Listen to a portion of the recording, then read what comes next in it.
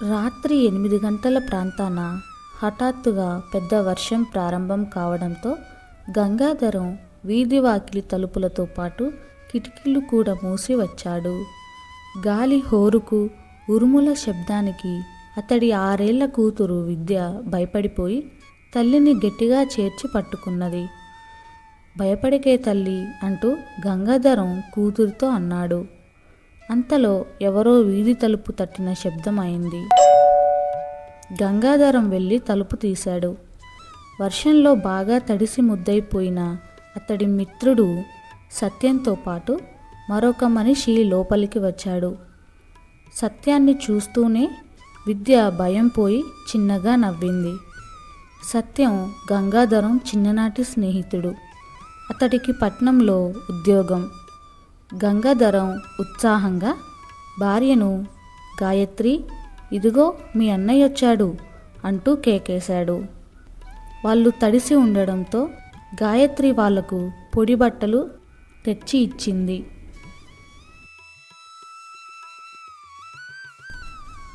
సత్యం విద్యను చేతుల్లోకి తీసుకుంటూ, పనిపడి రంగాపురం వెళ్తున్నాను. దారిలో ఈ వర్షం. అనుకోకుండా కోదండం కలిశాడు.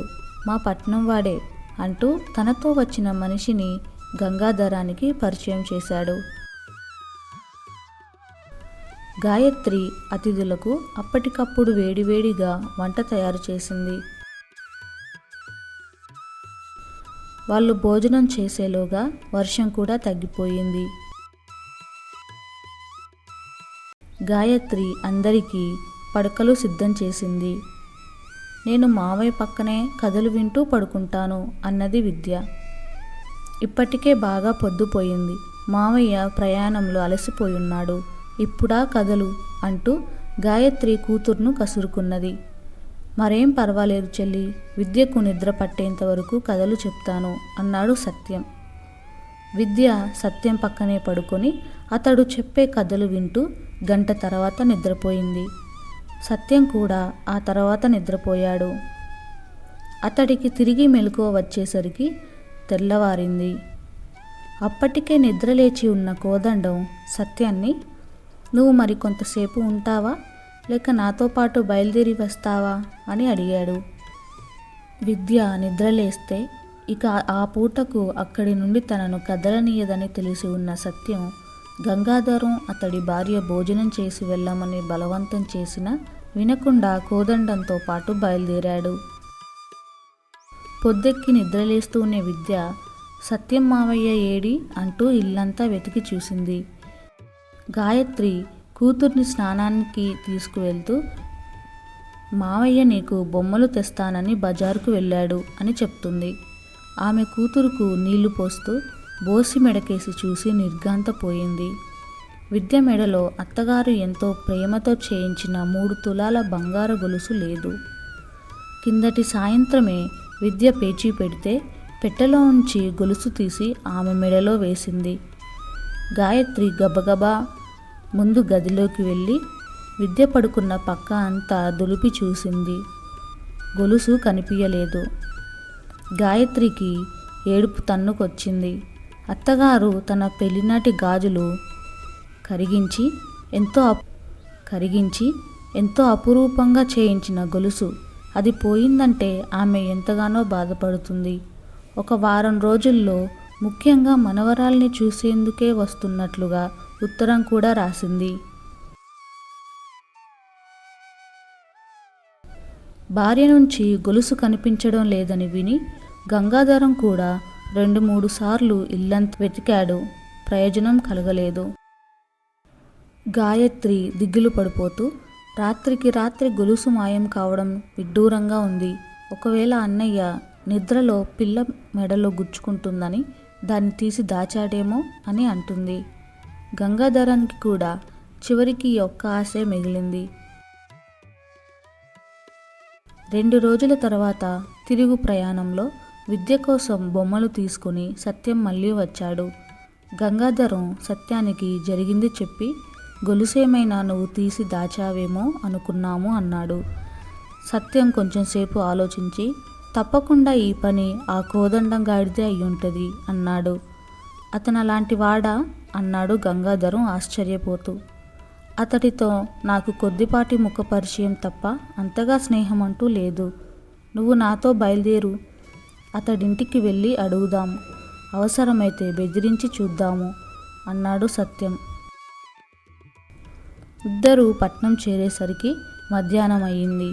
భోజనం చేసి విశ్రాంతి తీసుకొని సాయంత్రం కోదండం ఇంటికి వెళ్ళారు.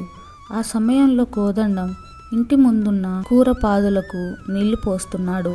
అతడు సత్యం గంగాధర్లను చూస్తూనే ఒక్క క్షణం నివ్వరపడి అంతలోనే సర్దుకొని రండి రండి అనుకోని అతిథులు అన్నాడు.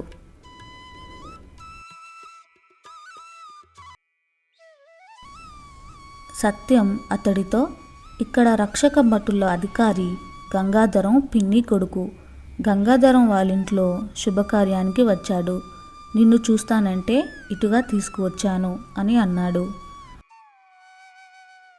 కోదండం వాళ్ళను ముందు గదిలో కూర్చోబెట్టి లోపలికి వెళ్ళి భార్యను అమ్మాయి ఎక్కడా అని అడిగాడు. ఆడుకోవడానికి వెళ్ళింది అని భార్య చెప్పగానే కోదండం నువ్వు వెంటనే పెరటి దోవున వెళ్ళి అమ్మాయి మెడలో ఉన్న గొలుసు తీసుకురా అన్నాడు. అంత మునిగిపోయిందేంటి, అమ్మాయి చీకటి పడుతూనే తిరిగి వస్తుంది కదా అనింది అతని భార్య. ముందు చెప్పిన పని చెయ్యి అంటూ కోదండం భార్యను కసురుకున్నాడు. ఆమె పావుగంట గడిచి గడవక ముందే శోకాలు పెడుతూ తిరిగి వచ్చి కొంప మునిగింది, వీధిలో ఆడుకుంటున్న పిల్లలు చెప్పారు, ఎవడో పెద్ద గడ్డం వాడు మిఠాయి కొనిపెడతానని అమ్మాయిని తీసుకుపోయాడట, వాడు అమ్మాయి మెడలో ఉన్న గొలుసు దొంగలించేందుకే ఇలా చేసి ఉంటాడు అని అంది. గొలుసు మాట వింటూనే కోదండం వెలవెలపోయి భార్యను వారించబోయాడు. కానీ ఆమె దుఃఖంలో అది గమనించలేదు. సత్యం కల్పించుకొని పిల్లలను వీధిలోకి మెడలో బంగారు గొలుసుతో పోనివ్వడం కోరి ప్రమాదం తెచ్చుకోవడమే. ఆ గొలుసు ఎలా ఉంటుందో చెప్పి వెంటనే రక్షభటులకు ఫిర్యాదు చేద్దాం అన్నాడు. ఈ ఫిర్యాదు మాట వింటూనే కోదండానికి వణుకు పుట్టింది. తమ విద్య మెడలోంచి గొలుసు దొంగలించిన సంగతి ఎలాగూ బయటపడుతుంది. ఆ సంగతి రక్షక భటుల దగ్గర తెలియడం కంటే తనకు జైలు ఖైదు తప్పదు. కోదండం ఇలా ఆలోచించి గంగాధరం చేతులు రెండూ పట్టుకొని వణుకుతున్న గొంతుతో, మీరు నన్ను క్షమించాలి, మా అమ్మాయి మెడలోని గొలుసు మీ విద్యది, మొన్న రాత్రి దొంగలించాను. మా ఆవిడ అమ్మాయికి గొలుసు చేయించమని రోజూ వేధిస్తుండేది.